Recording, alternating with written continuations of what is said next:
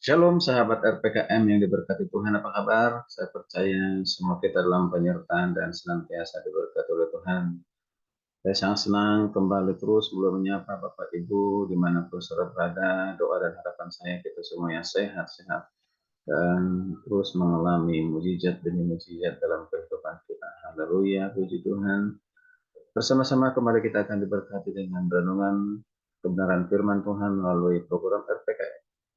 Renungan dan pengajaran kata Roh Ministry. Terima kasih kepada Bapak Ibu Saudara sahabat RPKM yang terus selalu setia mendengar program RPKM dan terus selalu mendukungnya dalam doa.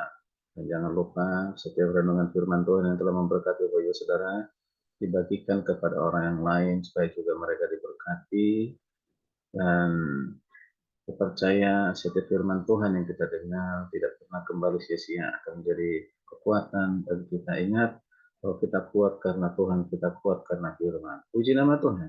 Dalam kesempatan yang berbahagia ini bersama-sama kita akan diberkati dan firman Tuhan dengan topik kehendak Tuhan yang utama atau diri sendiri. Kehendak Tuhan yang utama atau diri sendiri.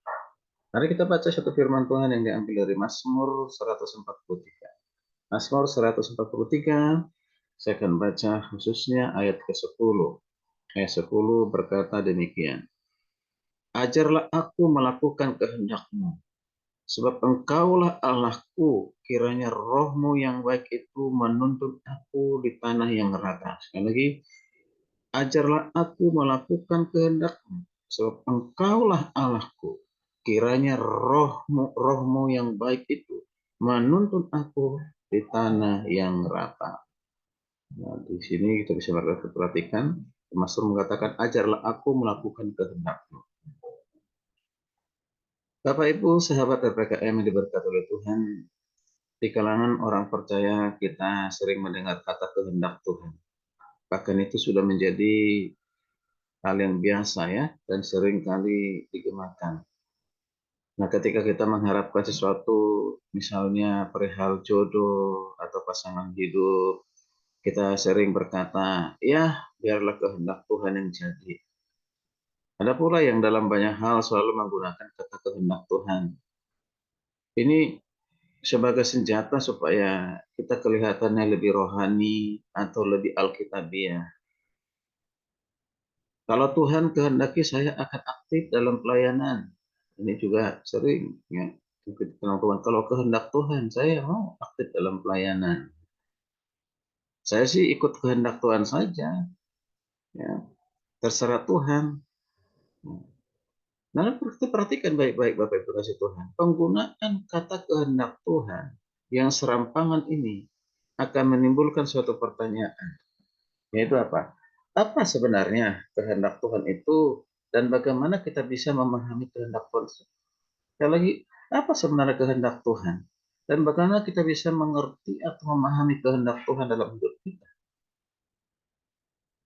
Sahabat RPKM yang diberkati Tuhan, dalam kehidupan ini sadar atau tidak sadar, kita seringkali merasa jauh lebih kuat, lebih pintar, lebih hebat, bahkan lebih dari tahu daripada Tuhan.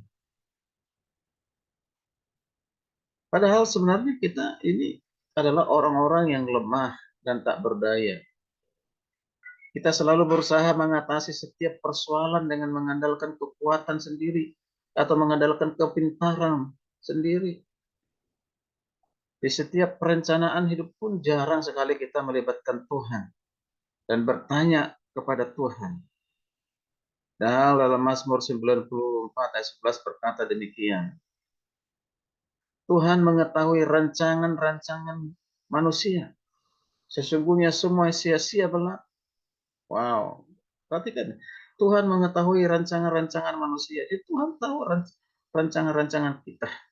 Tapi sungguh semua sia-sia belaka kalau itu bukan kehendak Tuhan. Kalau itu bukan sesuai dengan kehendak Tuhan. Karena itu Salomo menasihati kita dalam Amsal 3 ayat 5 berkata demikian. Percayalah kepada Tuhan dengan segenap hatimu dan janganlah bersandar kepada pengertianmu sendiri. Haleluya, puji Tuhan. Percayalah kepada siapa? Kepada Tuhan dengan segenap hati. Jangan bersandar kepada pengertian diri kita sendiri. Sahabat RPKM yang diberkati Tuhan, kita tidak pernah tahu akan apa yang terjadi di depan hari esok. Sekali lagi kita tidak tahu apa yang terjadi besok, lusa, minggu depan, bulan depan, tahun depan, dan sebagainya. Tetapi Tuhan sudah tahu apa yang akan terjadi. Bahkan dia melangkah lebih jauh dari apa yang ada di pikiran kita. Dari apa yang kita rencanakan. Mengapa? Karena dia Tuhan. Adalah Tuhan yang maha tahu. Allah yang menciptakan kita.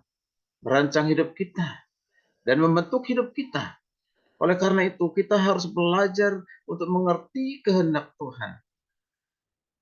Namun seringkali kita melakukan segala sesuatu karena apa? Karena menuruti kehendak diri kita sendiri, bukan menurut kehendak Tuhan. Atau seolah-olah kita mengatakan itulah kehendak Tuhan, padahal tidak. Kita harus menyadari bahwa kehendak kita tidak pasti. Yang pasti apa? Yang pasti hanya satu, yaitu kehendak Tuhan. Yang pasti hanya satu, yaitu kehendak Tuhan. Seperti apa dikatakan dalam Amsal 19:21, demikian firman Tuhan. Banyaklah rancangan di hati manusia, tetapi keputusan Tuhanlah yang terlaksana. Banyaklah rancangan di hati manusia, tetapi kehendak Tuhanlah yang terlaksana. Banyak kita mungkin merancang sesuatu untuk kita lakukan, memprogram sesuatu, merencanakan sesuatu ke depan. Boleh saja, silakan. Tapi kalau itu bukan kehendak Tuhan, tidak akan pernah terjadi. Tapi kalau itu kehendak Tuhan, akan terjadi, akan terlaksana, akan digenapi dalam kehidupan kita. Sahabat RPKM yang diberkati Tuhan, kita merasa yakin bahwa apa yang akan kita lakukan dan rancangan itu pasti akan berhasil. Kenyataannya tidak demikian. Kita justru banyak mengalami kegagalan. Mengapa? Mungkin kita pada saat satu rancangan, rencana, tidak bertanya kepada Tuhan. Ataupun mungkin kita ya yang melakukan itu mau dengan mengandalkan kekuatan sendiri, kemampuan sendiri, tanpa melibatkan Tuhan. Haleluya, puji Tuhan. Sahabat RPKM yang diberkati Tuhan, di akhir renungan ini saya mengajak kita semua. Mari lakukan segala sesuatu menurut kehendak Tuhan, bukan kehendak manusia kita. Sekali lagi, mari kita melakukan segala sesuatu dalam kehidupan kita menurut kehendak Tuhan, bukan kehendak manusia. Jangan mengandalkan kemampuan dan kekuatan sendiri. Kita bisa berhasil hanya karena Tuhan. Aku kuat karena Tuhan, aku kuat karena Tuhan. Haleluya. Puji Tuhan, kiranya renungan ini kalau menjadi berkat bagi kita sekalian. Jangan lupa dibagikan ke orang lain sehingga lebih banyak lagi orang yang diberkati. Di like, direspon, dan juga bagi yang belum silakan di subscribe. Selamat beraktivitas dalam anugerah dan penyertaan Tuhan. Salam sehat. Tuhan Yesus memberkati kita sekalian. Haleluya. Amin.